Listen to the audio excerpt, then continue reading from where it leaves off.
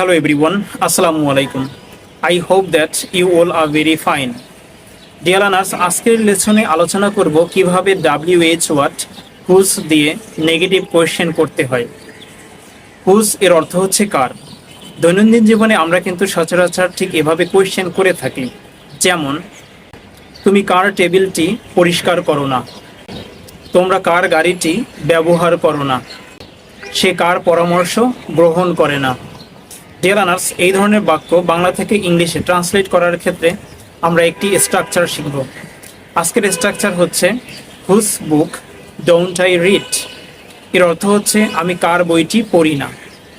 Dear learners, সেন্টেন্সের শুরুতে আমরা WH ওয়ার্ড হুজ ব্যবহার করব, তারপরে নাউন ব্যবহার করব।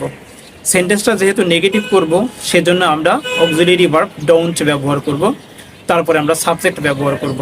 যেমন এখানে সাবজেক্ট ব্যবহার করা হয়েছে আই, কিন্তু খেয়াল রাখতে হবে সাবজেক্ট যদি থার্ড পারসন সিঙ্গুলার নাম্বার হয়ে থাকে তাহলে সেই সকল সাবজেক্টের পূর্বে আমরা ডাজেন্ট ব্যবহার করব।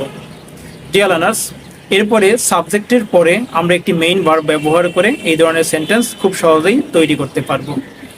ডিয়ার লার্নার্স, এই স্ট্রাকচার ব্যবহার করে আমরা কিন্তু খুব সহজেই একাধিক সেন্টেন্স তৈরি করতে পারি, বিশেষ করে হুজ এর পরের নাউন পরিবর্তন করে, সাবজেক্ট পরিবর্তন করে, তারপরে ভার্ব পরিবর্তন করে। কিভাবে একাধিক সেন্টেন্স তৈরি করতে হবে সেজন্য আমি কিছু এক্সাম্পল সেন্টেন্স ব্যবহার করছি, যাতে তোমাদের বুঝতে সুবিধা হয় এবং তোমরাও খুব সহজে একাধিক সেন্টেন্স তৈরি করতে পারো। যেমন, তুমি কার টেবিলটি পরিষ্কার করো না, whose table don't you clean. তোমরা কার গাড়িটি ব্যবহার করো না, whose car don't you use. সে কার পরামর্শ গ্রহণ করে না, whose advice doesn't he accept. সে কার গান শোনে না, whose song doesn't she listen.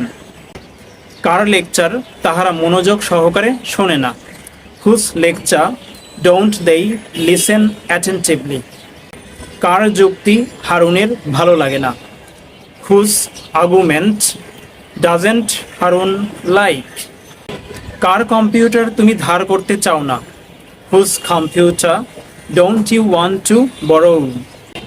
কার শাসন জনগণের ভালো লাগে না, whose regime don't the public like.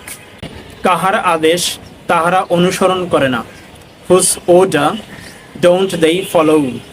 Deer learners, আমার এক্সাম্পল সেন্টেন্সগুলো যদি তোমরা খেয়াল করো তাহলে বুঝতে পারবে হুজ এরপরে নাউন পরিবর্তন করেছি, সাবজেক্ট পরিবর্তন করেছি, তারপরে ভার্ব পরিবর্তন করেছি, এবং সাবজেক্ট যখন আমি থার্ড পারসন সিঙ্গুলার নাম্বার ব্যবহার করেছি সেই সকল সাবজেক্টের পূর্বে আমি ডাজেন্ট ব্যবহার করেছি। ডিয়ার লার্নার্স, একই পদ্ধতিতে তোমরাও একাধিক বাক্য তৈরি করো, প্র্যাকটিস করো। Thanks for watching.